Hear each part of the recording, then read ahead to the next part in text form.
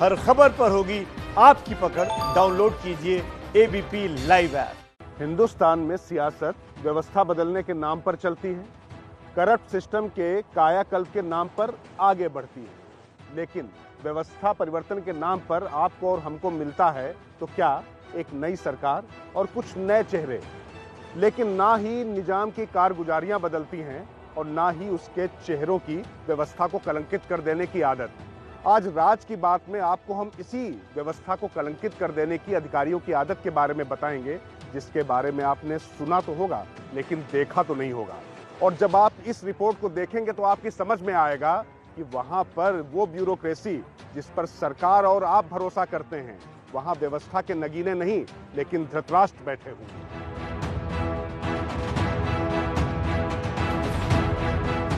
एक शख्स जिसके अस्तित्व पर सवाल है लेकिन जिसकी चिट्ठी पर बवाल है।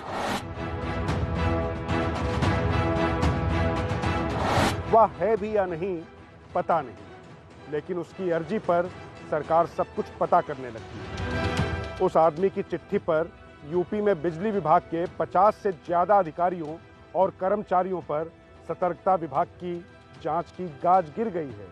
वह भी सतर्कता आयोग या सरकार के तमाम कानूनों की धज्जियां उड़ाते हैं। खास बात यह है कि समय समय पर प्रदेश के मुख्य सचिव से लेकर तमाम वरिष्ठ अधिकारी सतर्कता विभाग को सतर्कता जांच को लेकर होने वाली प्रक्रिया की याद दिलाते रहे हैं, लेकिन परवाह किसको?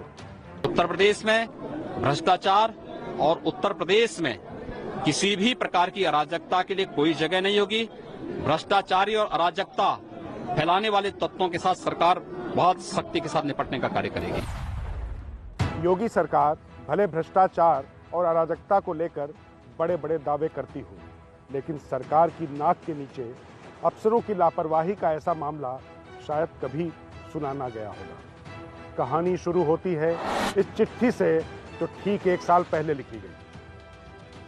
30 दिसंबर 2019 को उत्तर प्रदेश के मुख्यमंत्री योगी आदित्यनाथ को लिखी गई इस चिट्ठी में यूपीपीसीएल के पूर्व एमडी एपी मिश्रा और उनके सहयोगियों की काली करतूत का चिट्ठा खोलने का दावा किया गया। चिट्ठी में साफ साफ किसी के खिलाफ कोई आरोप नहीं लगाए गए, ना ही कोई दावा किया गया। इससे पहले 17 दिसंबर को भेजी गई चिट्ठी में भी आरोप लगाया गया कि एपी मिश्रा के विभाग के 10-15 अफसर विभाग का दोहन करने और भ्रष्टाचार करने में लगे। अब जरा इस चिट्ठी भेजने वाले की पहचान और प्रोफाइल पर गौर कीजिए, क्योंकि इसी पहचान के साथ जुड़ी है हमारी आज की राज की बात। लेटर पैड है हिंदू युवा वाहिनी का और भेजने वाले का नाम है विक्रम सिंह सैनी, महामंत्री हैदरगढ़ बाराबंकी। मतलब कि सीएम को चिट्ठी लिखने वाला व्यक्ति सीएम की हिंदू युवा वाहिनी का खुद को महामंत्री बता रहा है। चिट्ठियों और दस्तावेजों के जंजाल को पलटने से पता चलता है कि विक्रम सैनी नाम के शख्स ने दिसंबर 2019 में 2 और जनवरी 2020 में 1 चिट्ठी लिखी और इसी चिट्ठी के आधार पर लगभग 50 अधिकारियों के खिलाफ विजिलेंस की जांच शुरू हो गई। ऊपर से लेकर नीचे तक के कई अधिकारी जांच के लपेटे में आ गए। राज की बात यह है कि इन्हीं अधिकारियों के सामने सवालों के सिलसिले खड़े कर दिए गए हैं। इनमें से कई रिटायर हो चुके हैं, कई रिटायरमेंट के करीब हैं और कईयों को अभी अपने करियर के कई साल इस सेवा में बिताने हैं। लेकिन इस जांच के दौरान जो बातें सामने आई उससे पूरी व्यवस्था को हिलाकर रख दिया है और ये दस्तावेज जब हमारे हाथ आए तो हमारी भी हैरानी की कोई सीमा नहीं है।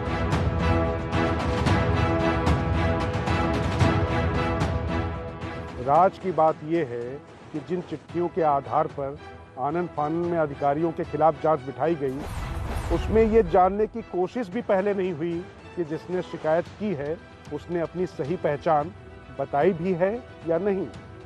ये बात हम ऐसे नहीं कह रहे हैं। लेटर पैड पे जो नंबर दिया गया है उसको जब आप डायल करेंगे तो वाराणसी की कोई महिला उठाती है, जबकि विक्रम सिंह सैनी ने खुद को बाराबंकी हिंदू युवा वाहिनी का महामंत्री बताया है। हेलो जी नमस्कार, मैं राजकिशोर बोल रहा हूँ, एबीपी न्यूज दिल्ली से। ये विक्रम सिंह जी से बात हो सकती है? विक्रम सिंह सैनी जी से? ये रॉन्ग नंबर है। अच्छा मैम, एक्चुअली हुआ क्या है कि इन्होंने एक लेटर हेड है हिंदू युवा वाहिनी का, उस पे अपना नाम भी लिखा हुआ है और नंबर ये दिया हुआ है हैदरगढ़ बाराबंकी से। भैया ये बहुत दिन से हमारे पास इस तरह से कॉल आ रहा है कि ना मतलब किसी ने ये मेरा नंबर जो है वो है ना मतलब उसमें लेटर पैड में लिख करके ना दे दिया है, बट ये रॉन्ग नंबर है भैया। ये मेरा प्राइवेट नंबर है, मेरा उससे कोई लेना देना नहीं है, मैं उसको जानती तक नहीं हूँ। बाराबंकी की रहने वाली है? मैं वाराणसी की रहने वाली हूँ और मैं पिछला 15 साल से यही नंबर यूज कर रही हूँ। बात केवल यही नहीं थमती। विक्रम सिंह सैनी नाम के इस व्यक्ति का जो मोबाइल नंबर लेटर पैड पे था वो तो गलत निकला ही, बाद में जो दस्तावेज सामने आए तो उसमें यह भी पता चला कि हिंदू युवा वाहिनी में इस नाम का कोई व्यक्ति ही नहीं है।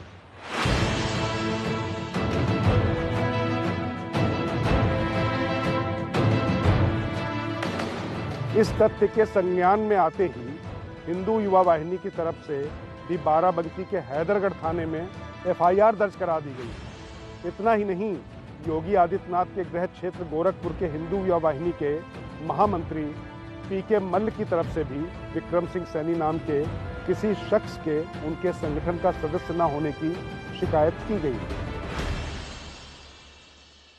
विजिलेंस की इस ताबड़तोड़ जांच से सवाल यह भी उठता है कि आम आदमी अपने दर्द का पुलिंदा लिए दर दर भटकता रहता है, लेकिन न्याय की उम्मीद कभी सिर नहीं उठा पाती। लेकिन एक गुमनाम चिट्ठी और एक ऐसा शख्स जिसका कोई अता पता नहीं और गलत लेटर पैड के इस्तेमाल पर जिसने शिकायत की, उसके आधार पर 50 अधिकारियों को जांच की सूली पर लटका दिया जाता है, बिना ये सोचे समझे कि शिकायत और शिकायतकर्ता का आखिरी उद्देश्य क्या है। सवाल ये कि आखिर क्या किसी गुमनाम चिट्ठी के आधार पर इतनी बड़ी जांच आगे बढ़ाई जा सकती है? सवाल ये भी कि शिकायतकर्ता से आरोपों के बारे में बिना बात किए ही जांच को कैसे आगे बढ़ा दिया गया?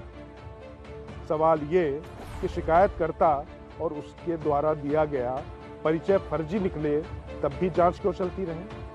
वैसे यहाँ ये बताना जरूरी है कि सरकारी प्रक्रिया के मुताबिक इस तरह से अधिकारियों के खिलाफ जांच नहीं बैठाई जा सकती। इसको लेकर समय समय पर उत्तर प्रदेश सरकार के तमाम सचिव और मौजूदा मुख्य सचिव अनूप चंद पांडे ने भी पत्र लिखा और 1997 के जारी उस प्रपत्र का उल्लेख कर सबको ताकीद की कि इसके नियमों का पालन किया जाए। इसके तहत ये जरूरी है कि शिकायत पहले तो किसी विशेष योजना या काम को लेकर धांधली की होनी चाहिए, साथ ही शिकायतकर्ता से साक्ष्य मांगकर उनसे हलफनामा भी लिया जाना चाहिए, फिर जांच बिठाई जानी चाहिए।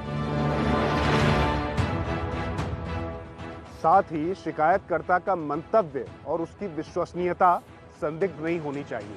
इसके पीछे उद्देश्य ये है कि सरकारी अधिकारियों के खिलाफ व्यक्तिगत रंजिश से कोई शिकायत ना की जाए ताकि उनके मनोबल पर कोई गलत असर ना पड़े, और साथ ही इस तरीके से किसी भी जांच एजेंसी की ऊर्जा का ह्रास ना हो। वाकई जहां पर भ्रष्टाचार है वो वहां पर जाकर जांच करें। जाहिर है इन सवालों के साथ ही इशारा हालात की तरफ भी हो रहा है कि न्याय और जांच केवल किसी की सोची समझी साजिश थी, जिसके जाल में विजिलेंस विभाग ने बिजली विभाग के अधिकारियों के इर्द गिर्द फंदा कस दिया है और अब उन्हें दुहने की कोशिश हो रही है। जो भी हो, लेकिन है केवल अंधेरगर्दी का नमूना।